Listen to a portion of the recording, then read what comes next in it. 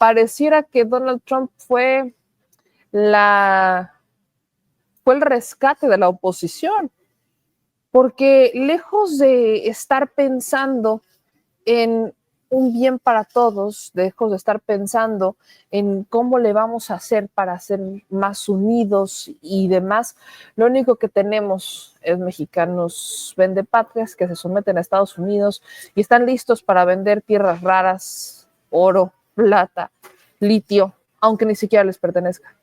Pero insisto, hay mucho México y mucho pueblo para defenderlo. Y ya que estamos hablando de México, fíjense que los panistas, cuando les digo que los panistas están en una dinámica muy interesante, digo la oposición, Donald Trump parece que fue el que vino a rescatar a la oposición.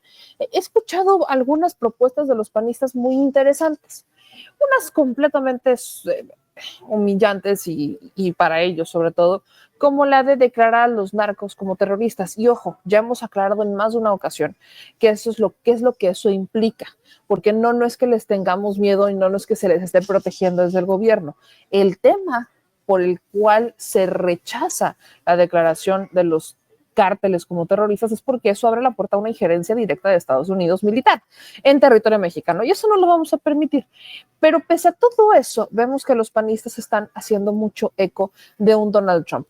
¿Qué es lo que ha hecho Donald Trump? Apenas cumplió un mes, aunque se han sentido como 2 años, pero va solamente un mes de Donald Trump. ¿Y qué es lo que ha hecho? Pues vamos a ver un pequeño resumen de lo que ha hecho Donald Trump en un mes. Insisto, se ha sentido como una vida, pero solamente ha sido un mes.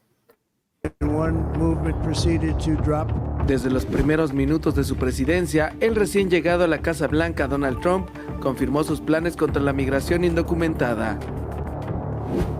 All illegal entry will immediately be halted, and we will begin the process of returning millions and millions of criminal aliens back to the places from which they came. Una de las primeras órdenes fue anunciar aranceles a México y Canadá, tras lo cual las negociaciones que frenaron temporalmente la medida derivaron en mayor cooperación entre México y Estados Unidos para reforzar la frontera. México envió 10,000 elementos de la Guardia Nacional a la línea divisoria. Estados Unidos también envió a 15,000 elementos a su frontera para evitar el ingreso de migrantes y de drogas. Luego vino una orden ejecutiva para eliminar la nacionalidad estadounidense a los hijos de indocumentados. La medida derivó en demandas de decenas de fiscalías estatales que argumentaron que Trump había sobrepasado sus poderes ejecutivos. Finalmente, 3 jueces de Seattle, Maryland y New Hampshire frenaron la medida, mientras las redadas se profundizaron en las calles. Is she doing something dangerous? How about you guys go get the fucking prostitution off the street on hold? Además, en varios puntos del país se realizaron en las llamadas ciudades santuario, donde las políticas estatales protegen de deportaciones a los indocumentados, como en los estados de California, Illinois y algunos lugares de Arizona, y donde los agentes de seguridad encontraron más resistencia. Sin embargo, las cifras de detenidos y deportados se hicieron una realidad y la separación de las familias volvió. I don't think we arrested any families. We've arrested public safety threats and national security threats, bottom line. And look, President Trump won the election on this one issue, securing our border and saving lives. What happened on our southern border last fall is the biggest national security threat this country's seen. Los vuelos de deportación se hicieron una realidad a varios países de nuestra región, incluido México. Guantánamo, el cual en el pasado albergó a reos altamente peligrosos, se convirtió entonces en lugar para albergar a los indocumentados deportados desde Estados Unidos.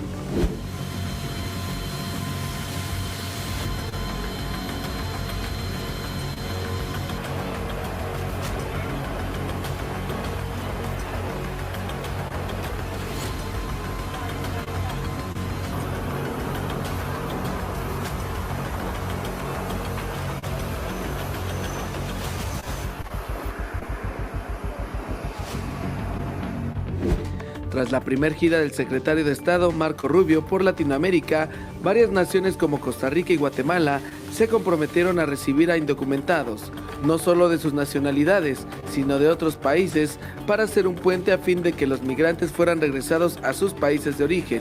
Incluso, el presidente de El Salvador, Nayib Bukele, ofreció la megaprisión creada para detener pandilleros para recibir a los deportados. Así el primer mes de la política antiinmigrante de Donald Trump, quien sigue repitiendo la misma narrativa que hace 4 años contra los migrantes. Many from prisons and mental institutions that have illegally entered our country from all over the world. Con información de Claudia Martínez Hernández, Canal 14.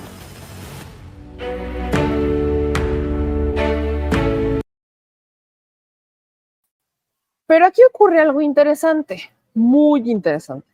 Y es que parece que a Trump o al gabinete del presidente Trump en Estados Unidos le ha parecido muy buena idea seguir los consejos de la presidenta de México en cuanto a qué campañas publicitarias. Y le toma la palabra, ¿se acuerdan de esta campaña publicitaria sobre el tema del fentanilo y demás? Que ya abordaremos un poco el avance sobre eso, pero también le toma la palabra para hacer campañas publicitarias de todo. Y la nueva campaña publicitaria que ha lanzado el gobierno de Estados Unidos es justamente en contra de los migrantes indocumentados, en donde la integrante de su gabinete, particularmente una secretaria de Seguridad Interior, pide que se regresen de manera voluntaria en una campaña publicitaria pues bastante costosa. La idea es regrésense todos a su casa, como en algún momento dijo el doctor Hugo López-Gatell con el COVID, pero ahora les piden que se regresen de manera voluntaria a sus países de origen antes de que sean deportados. De Seguridad Interior de los Estados Unidos, Kristi Noem, ha sido una de las voceras más radicales en la ruta que Trump ha fijado para alcanzar la expulsión total de inmigrantes indocumentados en ese país. Una muestra de su empeño por alcanzar la meta de la administración Trump ha sido el lanzamiento en redes sociales de la campaña publicitaria multimillonaria que la Secretaría de Seguridad realizó para hacer un llamado a que los migrantes que viven de manera irregular en territorio estadounidense salgan del país por su propia cuenta. Vamos a ver. President Trump has a clear message for those that are in our country illegally. Leave now. If you don't, we will find you and we will deport you. You will never return. For too long, weak politicians left our borders wide open. They flooded our communities with drugs, human trafficking, and violent criminals. They put American lives at risk. Well, those days are over. Esta campaña fue lanzada desde los Estados Unidos, pero ha tenido un alcance internacional que busca dar un mensaje inspirado en la intimidación y el odio hacia la comunidad migrante, misma que en numerosas ocasiones ha demostrado su resiliencia y voluntad en buscar vías legales para regular su estatus migratorio. Ahí está, esa nueva campaña publicitaria que se está lanzando para que los migrantes indocumentados regresen a sus países de origen antes de que sean deportados. Vaya, lo que ya de por sí sabemos. Algo que me resulta interesante en medio de toda esta situación es cómo la oposición ha querido subirse al tren México, ¿no? Nunca les ha importado el país, pero ahora sí están listos para hablar sobre México. A tal grado que la diputada Kenia López Rabadán, diputada panista y aparte eterna plurinominal, acaba de lanzar una propuesta para cambiarle el nombre a México. Miren, los panistas no han entendido muchas cosas. No han entendido los panistas que subirse en tendencias o en propuestas progresistas o de izquierdas no les suma ni votos ni nada, al contrario, los deja en ridículo. Pero tampoco han entendido que hay profundas diferencias. Escuchen ustedes la propuesta y díganme qué opinan. Qué tal que hay algunos que están de acuerdo, pero escuchen el de dónde viene. Recuerden lo que siempre les he dicho. La motivación detrás de las causas es lo que cambia el sentido de la causa. Si la motivación detrás es realmente un asunto soberano, entonces yo vería en las aprobaciones legislativas los votos del PAN cuando estamos hablando de defender la soberanía, no propuestas para entregar la soberanía. Eso es algo que no estamos viendo. No tiene coherencia las propuestas que hacen con los votos que tienen, como cuando dijeron que defendían los programas sociales, pero en los hechos no los votaron a favor. A eso me refiero. No porque lo digan y suene lógico quiere decir que está bien. Hay que pensar un poco más allá. Escuchen esto. Propongo que nuestro país se llame México. Su nombre oficial sigue siendo Estados Unidos Mexicanos. un término que adoptamos en 1824, copiando el modelo de nuestro vecino del norte. Sin embargo, las familias mexicanas nunca han usado esa denominación. En la historia hemos sido llamados República Mexicana en 1857, Nación Mexicana en 1824 e incluso América Mexicana en 1814. Pero el nombre que realmente nos da identidad y arraigo es México. He presentado una iniciativa para que nuestra Constitución reconozca oficialmente lo que siempre hemos sido, México. Este cambio no altera nuestra forma de gobierno ni nuestro sistema federal. Lo que sí hace es fortalecer nuestra identidad nacional, simplificar documentos oficiales y alinear nuestra denominación con el uso internacional. Por ejemplo, la ONU y la OEA nos llaman México. Incluso instituciones de nuestro país en su denominación llevan el nombre de México, como el Banco de México, la Universidad Nacional Autónoma de México o la Armada de México. Frente a los retos internacionales, en el PAN proponemos unidad. México es nuestro nombre. Hagámoslo oficial. Aquí hay algo muy interesante que nos dice Zeus y le agradezco muchísimo el superchat, porque nos dice, Meme, de hecho ese fue el último intento de reforma constitucional del Borolas, cambiar el nombre del país de Estados Unidos mexicanos a México. Qué bueno que me lo recuerda Zeus y muchísimas gracias de nuevo por el superchat, pero volvemos a eso, ¿no? La administración de Felipe Calderón, ¿por qué se recordó?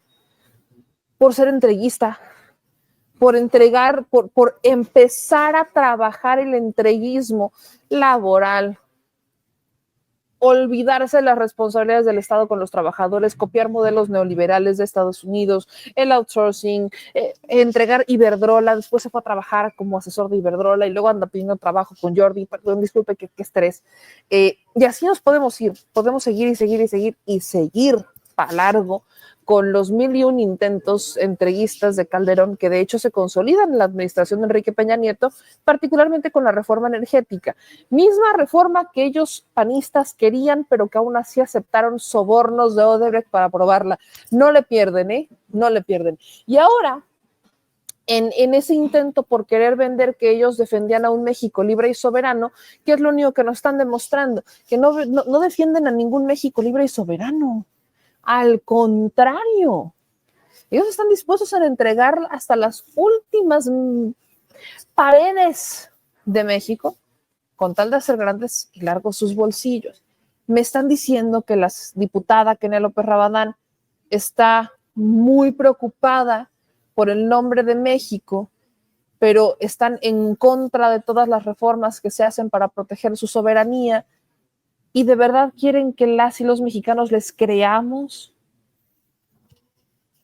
Así no funciona. Lo que dices tiene que checar con lo que haces. Y si no son lo mismo, si no están en el mismo sentido, no se sostiene. Hay consejito para la próxima.